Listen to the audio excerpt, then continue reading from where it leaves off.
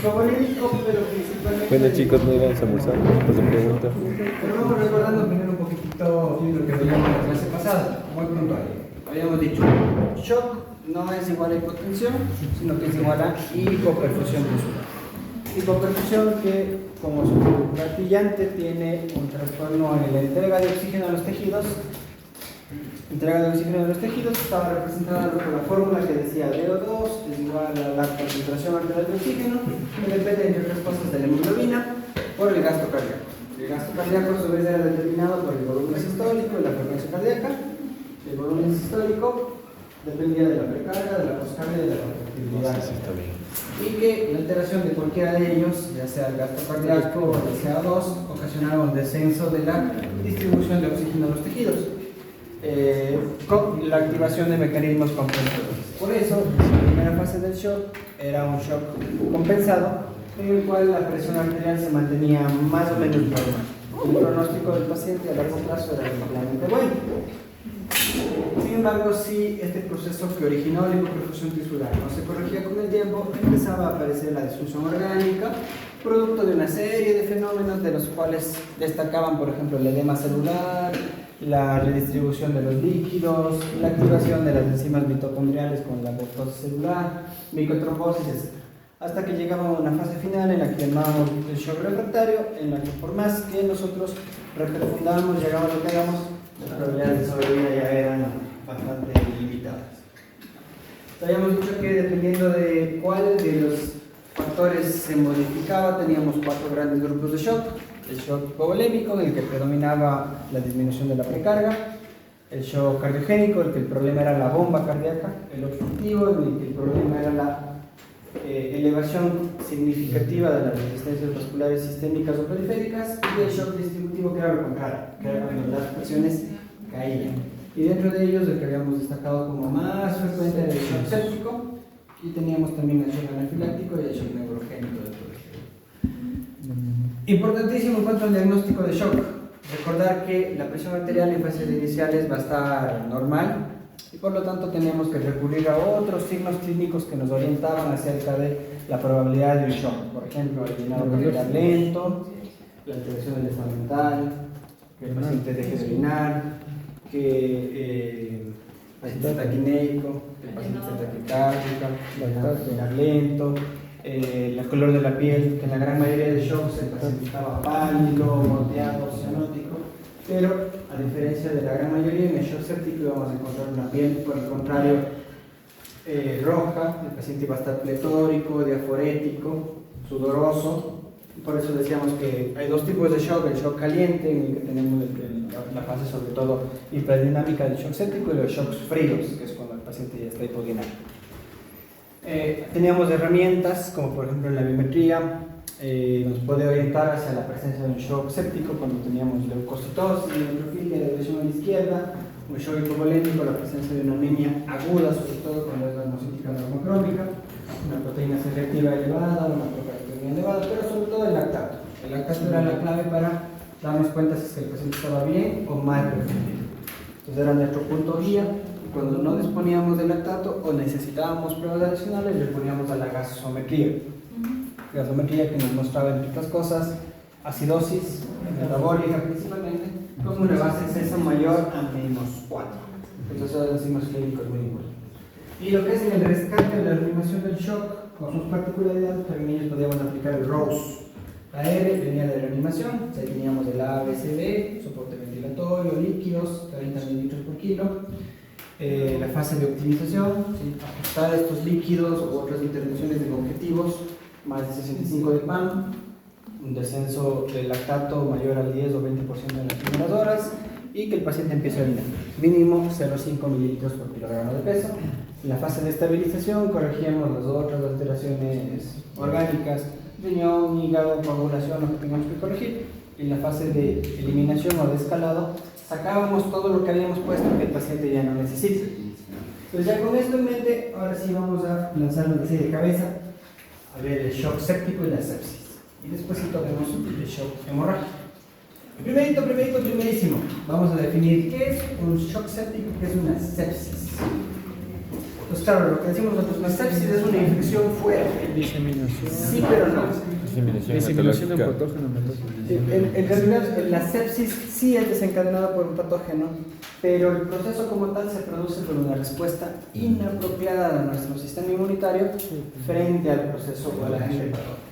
Entonces, digamos que es media culpa del patógeno y media culpa de nuestro sistema inmune. No es culpa solo de la E. coli que te infectó, sino también de tu sistema inmune, porque en su afán de protegerte, a veces exagera un muchito y te genera una sepsis. Pues vamos definiendo sepsis. De acuerdo a la definición del grupo sepsis 3 del 2016, definen a la sepsis como un proceso patológico potencialmente mortal que es respuesta de nuestro organismo, una respuesta descontrolada o inapropiada frente a un agente patógeno. Sepsis la vamos a poner aquí. Punto número 1, proceso mortal. Punto número 2, respuesta inadecuada.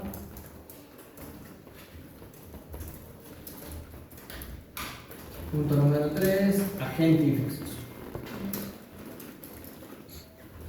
Que en la gran mayoría de casos es una bacteria. No siempre, no solamente las bacterias causan sepsis, también los virus, los hongos pueden causar sepsis, pero la gran mayoría son de origen bacteriano. Entonces,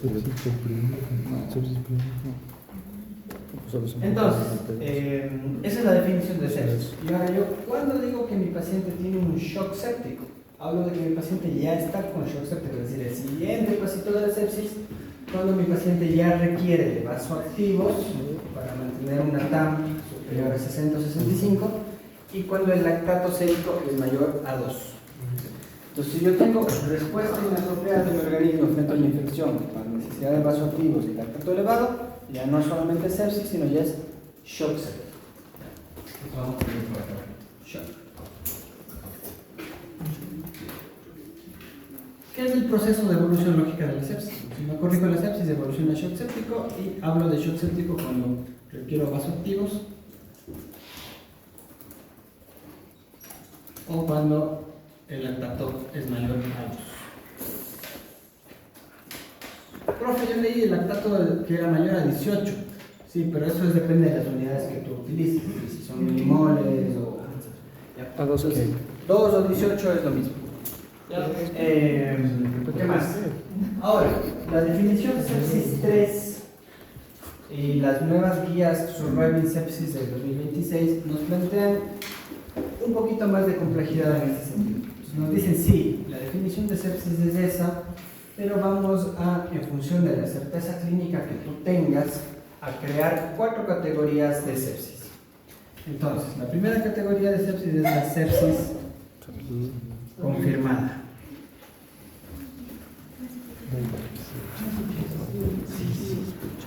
Es esa sepsis en la cual no hay duda de que el paciente está séptico. O sea, la historia clínica, el examen físico, los exámenes de laboratorio, el lactato, la procalcitonina, todos apuntan a sepsis. Entonces tú estás segurísimo que el paciente tiene sepsis. No hay un examen que sea patognomónico, es decir, el punto de corte de aquí a acá dice que es probable, de aquí a acá dice que es posible, sino que es un juicio que lo dejan abierto al clínico. Entonces tú valoras, entonces los exámenes dicen, no, para mí esto es clarísimo que es una sepsis, ¿y esto en qué se traduce? En que sigue en estos casos aplicándose la famosa hora dorada. Si tú tienes una sepsis confirmada, tienes 1 hora para reanimar al paciente y iniciar antibióticos de forma precoz. Lo cual, eso ya lo sabíamos y eso se mantiene.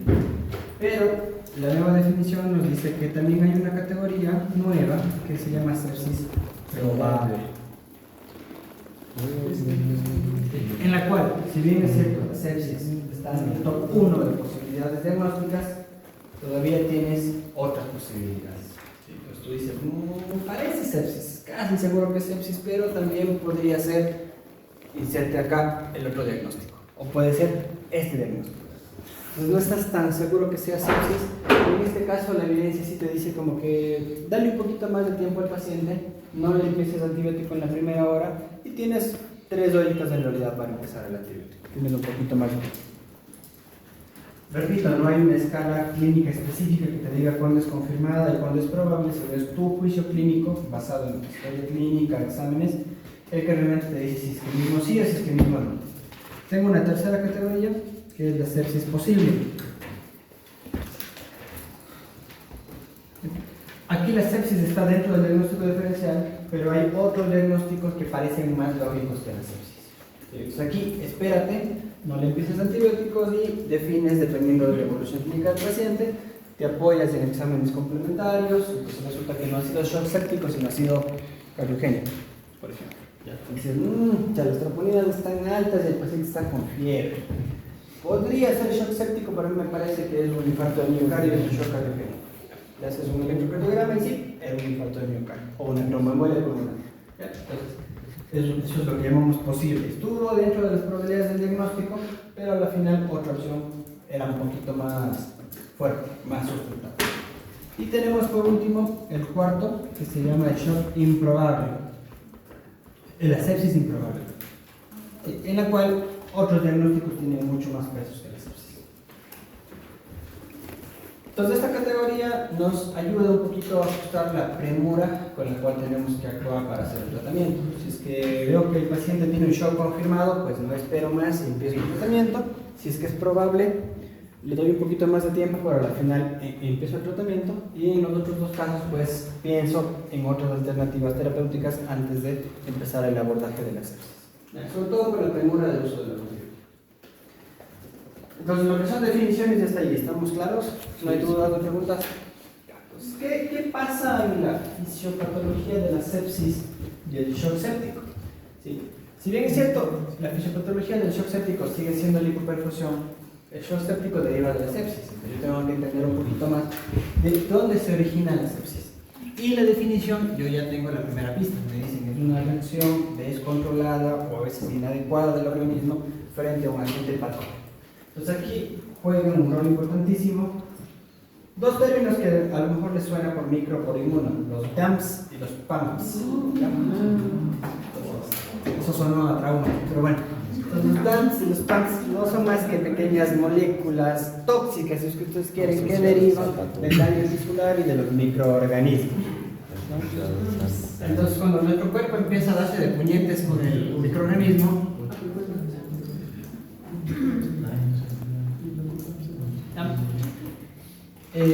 esta activación lo que hace es la famosísima cascada de citoquinas. ¿Sí? Activa nuestro sistema inmune y lo que ocasiona es una cascada o una tormenta de citoquinas.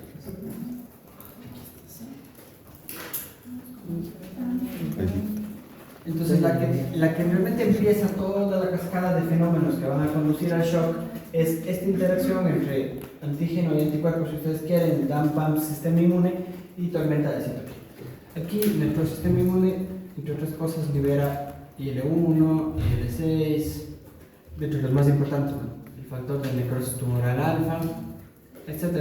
Y esto tiene múltiples efectos a nivel orgánico. Por un lado, favorece la liberación de cortisol, genera la respuesta adrenérgica, ya saben ustedes que eso produce fiebre, pero uno de los efectos que más nos interesa es el efecto que tiene sobre los vasos sanguíneos. ¿Qué hace esto? Vasodilatar.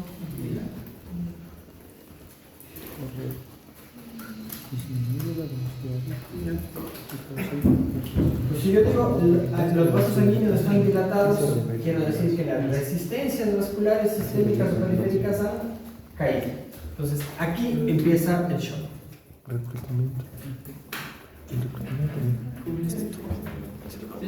Las resistencias vasculares sistémicas caen, como el ejemplo que poníamos en la clase anterior. Sí, aquí yo tengo una llavecita de agua, previamente esta llavecita estaba conectada a una manguera de 1 pulgada y la presión que salía por esa llave era bastante buena.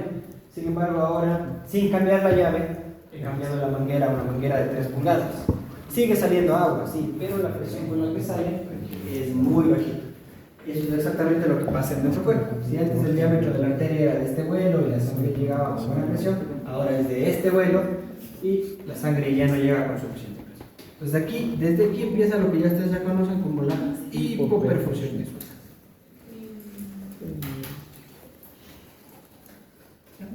Entonces ya vimos qué es lo que pasaba después de la hipoperfusión. Las células cambiaban a metabolismo anaeróbico, empezaban a fallar las bombas de electroquímicas, había edema de las células, había activación mitocondrial, etc.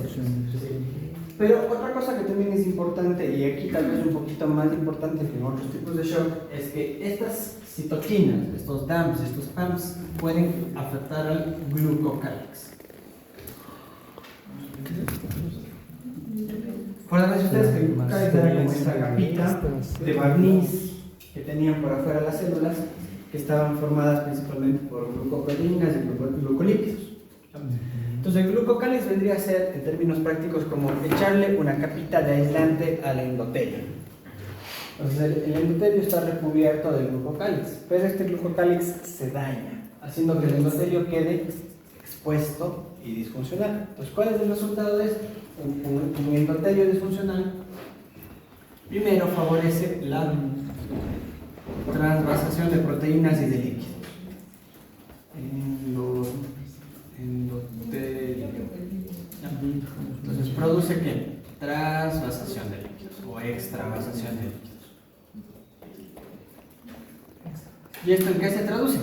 Que el líquido pasa del espacio intravascular al espacio intersticial. Entonces, aparte de que el paciente ya no tenía suficiente presión de líquido para conducir el agua por esas mangueras, ahora hay menos agua, porque el agua está en el intersticio.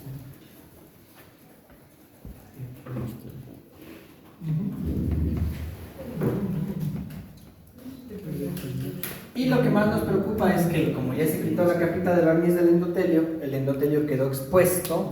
Nosotros sabemos que las plaquetas son muy hiperactivas cuando entran en contacto con el endotelio descubierto. Resultado, activación de la cascada de inflamación y de coagulación. Entonces aparece la coagulopatía, así como ya veíamos en la clase. Entonces, la coagulopatía, ¿qué hace? Genera que se consuman los factores de coagulación, principalmente fibrinógeno, etc. Y además produce microtrombosis. Y con esto acentuamos el daño isquémico, porque aparte de que tu riñón ya no recibe agua porque la manguera es muy grande y hay muy poquita agua, ahora encima los pocos vasitos libres que tenía están tapados con un coágulo. ¿Sí? Resultado, mayor daño y lesión orgánica. ¿Sí? Y otra cosa importante que ocurre en el shock, sobre todo en el shock séptico, es lo que se llama el shunt arteriovenoso.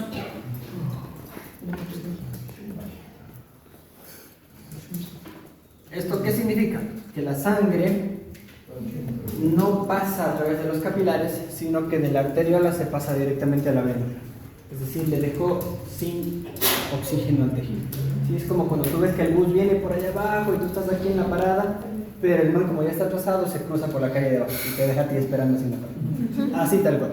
Lo mismo le hace el cuerpo al tejido. ¿Sí? Entonces la sangre llega a la arteriola y de la arteriola a la vénula. Y las células que dependen de ese capilar, nada. Entonces, claro, como ustedes ya se imaginan, eso incrementa la hipoperfusión, más daño. Entonces, todo este proceso, para no darle muchas vueltas, concluye en un síndrome de disfunción orgánica múltiple.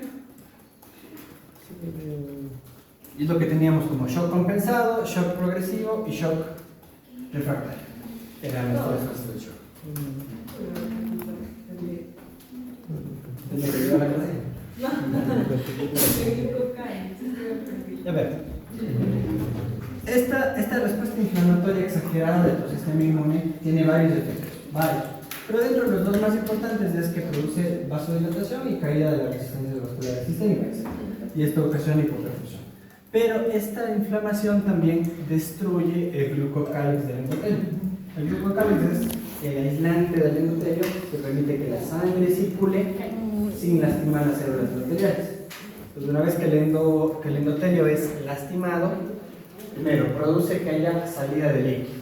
Es decir, este aislante, como ya no está, el agua empieza a filtrarse por las uniones celulares del endotelio. Como resultado, hay extravasación de líquido extra al intracelular, más hinchazón de las células y menos volumen.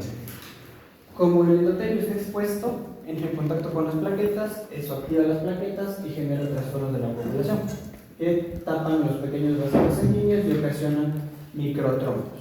Y por otro lado, el daño endotelial, como la vía está mala, simplemente lo que hace la sangre es pasarse directo de la arteriola a la vénula sin llegar a los tejidos, ocasionando que haya aún más isquemia tisular y más daño orgánico. ¿Ya? Es importante la fisiopatología porque, claro, nosotros, si bien es cierto, la guía nos dice como receta de cocina, haz esto, es importante que el médico entienda el por qué hago eso. ¿Sí? ¿Por qué le doy líquidos tantos en los primeros minutos? ¿Por qué le voy a dar antibióticos? ¿Por qué le voy a dar corticoides? Porque la guía dice, no es porque la guía dice, sino porque la fisiopatología me indica eso. ¿Hasta ahí estamos claros?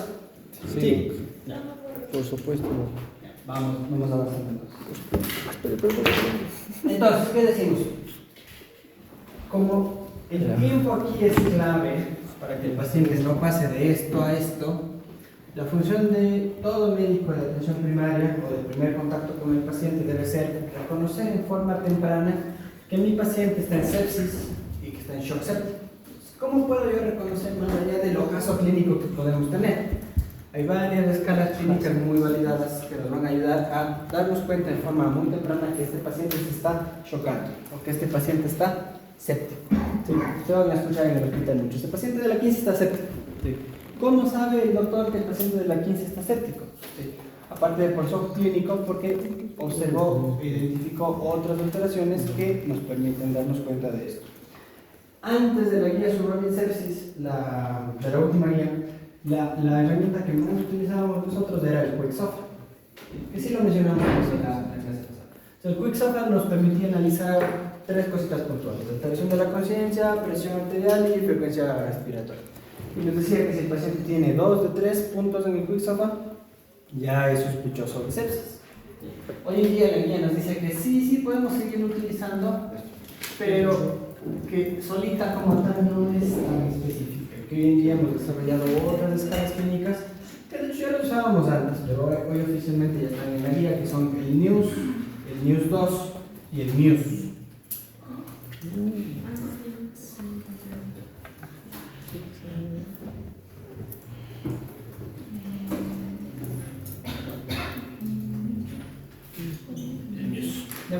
Entonces, ¿qué ventaja tienen estas escalas respecto al SOFA? Primero, que consideran más parámetros vitales dentro de su estructura. Y segundo, si ustedes revisan ahorita el MIUS o el MIUS 2 en sus calculadoras, van a ver que, a diferencia del QuickSOFA que te dice, ¿está quineico sí o no? ¿Está hipotenso sí o no? ¿Está con la presión alterada sí o no? Aquí en cambio te va estratificando por grados. Te dice, ¿cómo está la temperatura? La temperatura está hipotérmico, súmale tantos puntos. Si la temperatura está entre 36,5 y 38, súmale tantos puntos. Si está en más de 39, súmale tantos puntos. Si está en más de 40, tantos puntos. Lo mismo con la cardíaca. Si está bradicárdico, le sumas tantos. Si está con frecuencia normal, 0. Si está con taquicardia de tantos puntos. ¿Sí? Entonces, como ustedes ven, es mucho más sensible a pequeños cambios, porque puede que el paciente no esté todavía severamente taquicárdico, pero ya tiene 97 de frecuencia cardíaca. Entonces, tal vez a la escala de SOFA se le pasaría por alto y le catalogarías como normal, pero en el MIUS 2 eso ya no es normal. Incluso si ustedes leen en la parte de abajo de la escala, cuando ustedes hacen en la calculadora, les recomienda cuál es la conducta más apropiada con el paciente. MIUS bajos, es decir, poquitos puntos, el paciente le dicen, sí, déjalo en observación en el piso 4 o 6 horas, te lo revalora la enfermera y te avisa de cualquier novedad. Pero si el paciente tiene un puntaje alto en el MIUS, principalmente cuando el MIUS es más de 5, es un paciente que tiene que estar con monitorización continua y el médico no le tiene que sacar los ojos de encima porque probablemente esté séptico. Entonces esa es la utilidad de las escalas clínicas. Y como ustedes se dan cuenta, son escalas que son relativamente simples, que no requieren exámenes complejos y que básicamente son parámetros que tú los obtienes haciendo una examinación básica de tu paciente, tomándole los signos vitales y mirándole cómo respira. Se acabó. Pero si a pesar de eso tú tienes dudas y dices, como que sí, como que no me cuadra y hay un diagnóstico posible o probable, ahí sí te puedes apoyar de los exámenes de laboratorio. Entonces, que no te debe faltar, obviamente, es el lactato.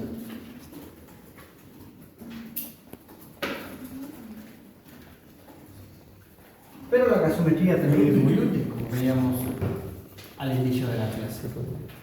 Aquí en la gasometría arterial, chicos, un detalle importantísimo.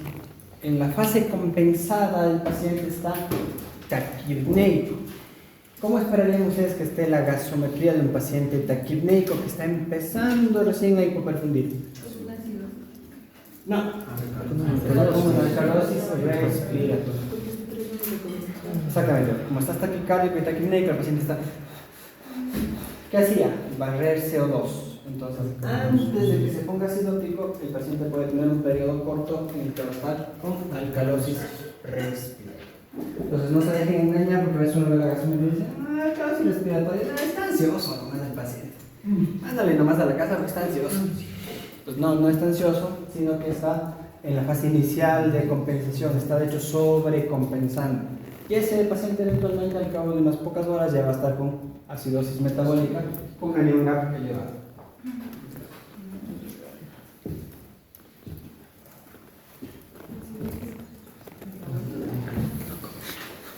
Acidosis metabólica, alcalosis respiratoria al principio.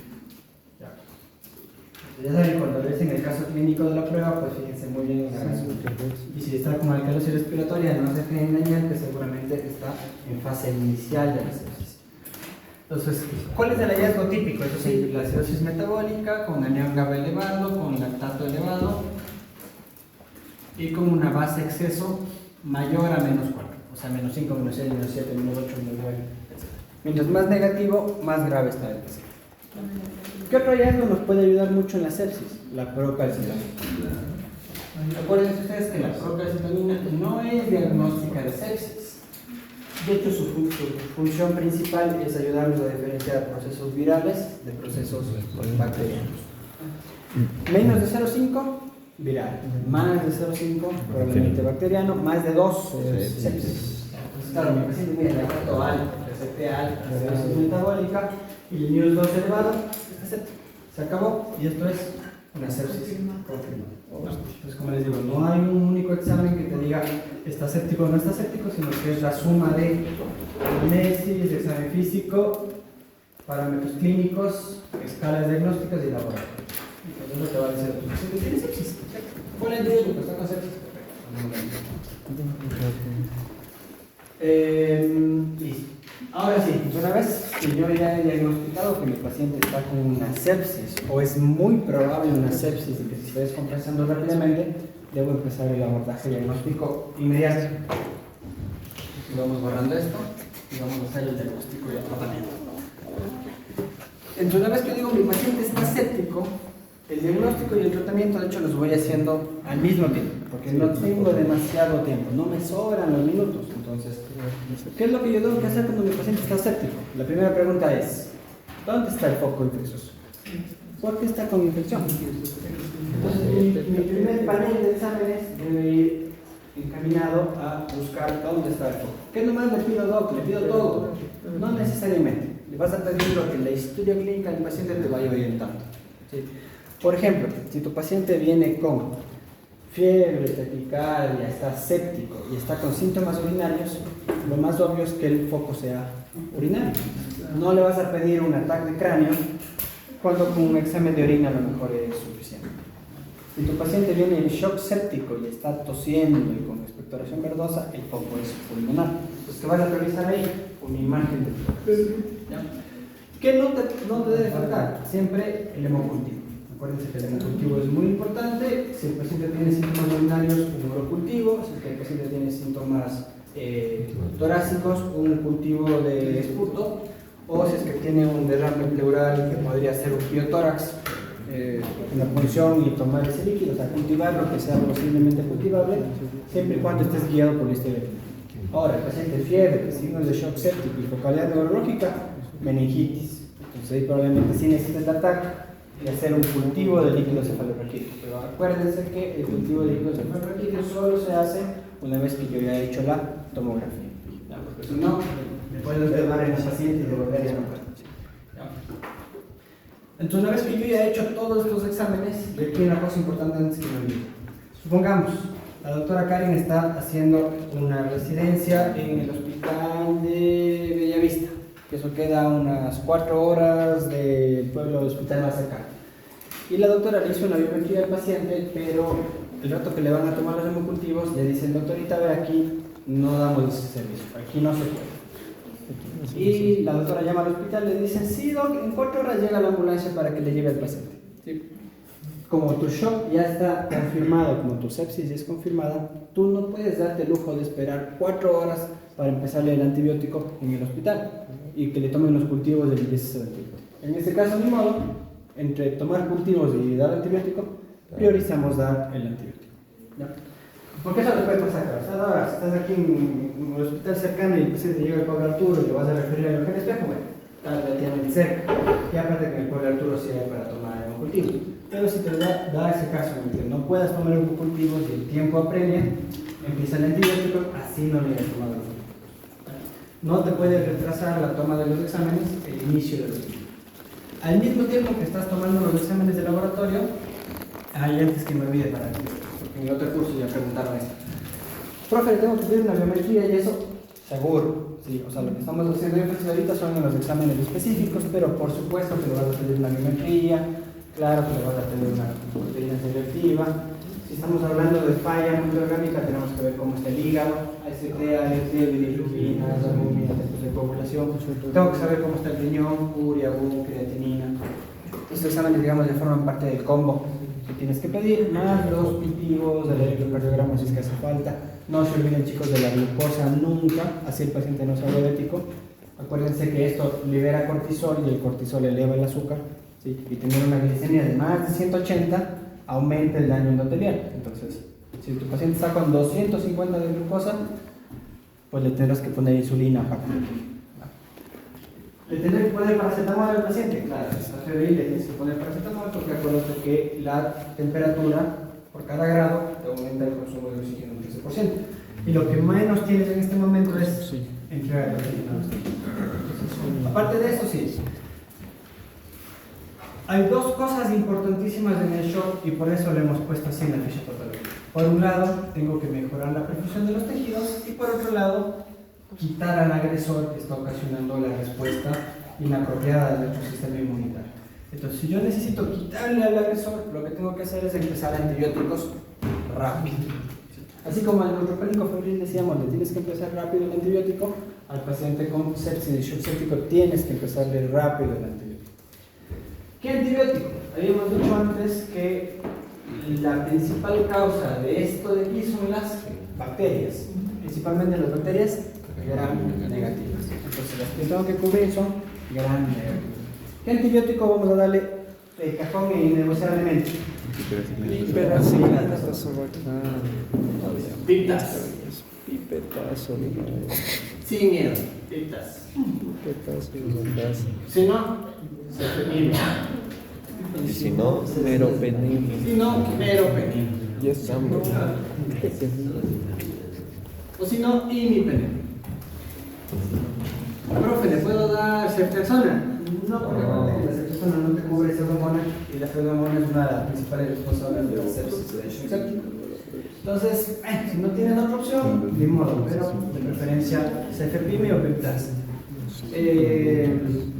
O si no, hay otro que se llama ceftazidima bivactam, que también lo puedes utilizar, pero normalmente aquí nosotros lo reservamos para infecciones multidrogoresistentes.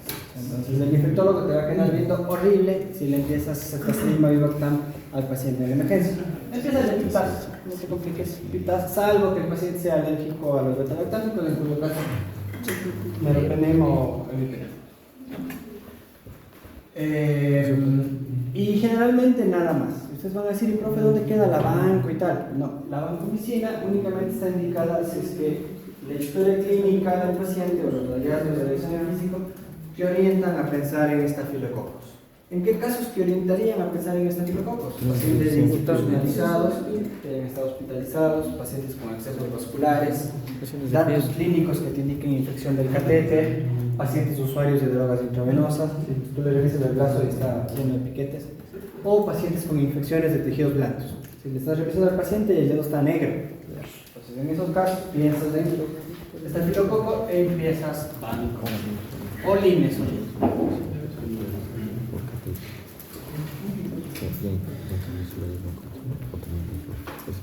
Vancomicina, porque sospechas de estafilococo.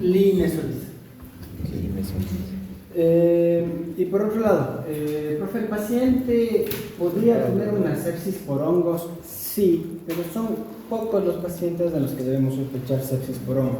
Comprometidos. Inmunocomprometidos sí te convendría a lo mejor iniciar rápidamente un antibiótico. ¿En qué otros pacientes? En pacientes que han sido SIDA.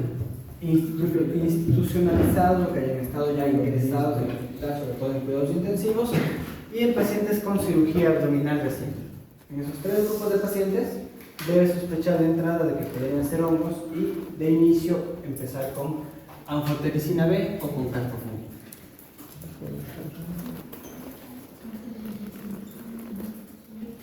Fluconazol.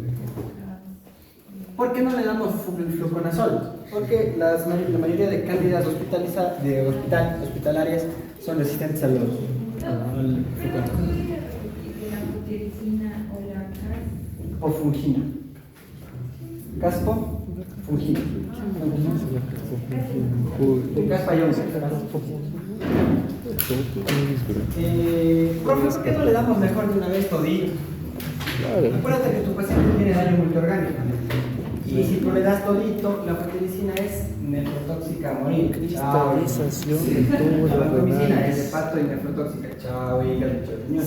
Entonces, salvo que tú tengas una indicación clara y puntual que te diga, mira, esto de aquí seguro son hongos, ahí empiezas anfotericina perfungida. Caso contrario, empiezas solamente con tu FIPTAS, pero lo empiezas en la primera hora a partir de que tú diagnosticas al paciente. ¿Ya? Entonces, eso con los antibióticos. Sí, rapidito y sencillo. Otro cambio importante que ha traído la guía del 2026.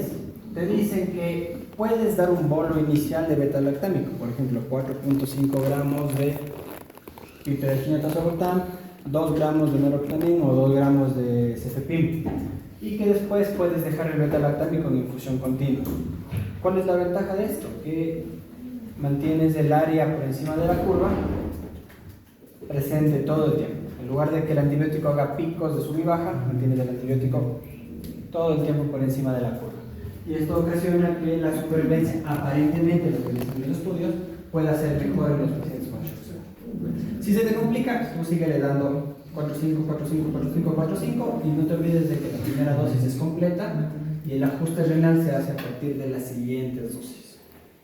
Entonces la creatinina estaba en 3, pues primera dosis completa y el ajuste renal en función del filtrado de creatinina.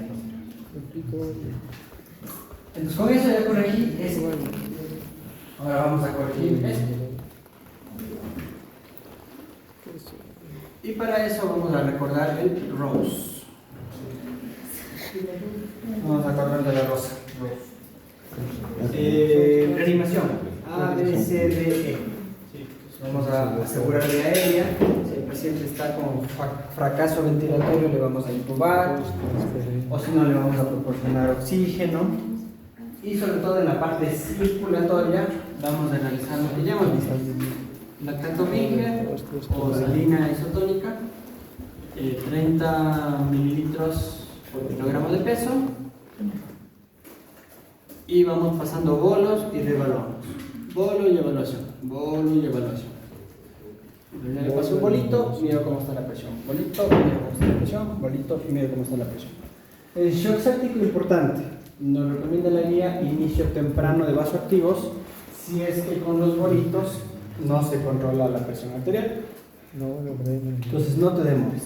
¿Qué te dice también la guía 2026? Te dice, no esperes a tener un catéter venoso central puestos para iniciarle vasoactivos. Si tu paciente requiere vasoactivos, empiézale con dosis bajas de propiedad periférica. Pero no demores los vasoactivos. Eso es lo más importante.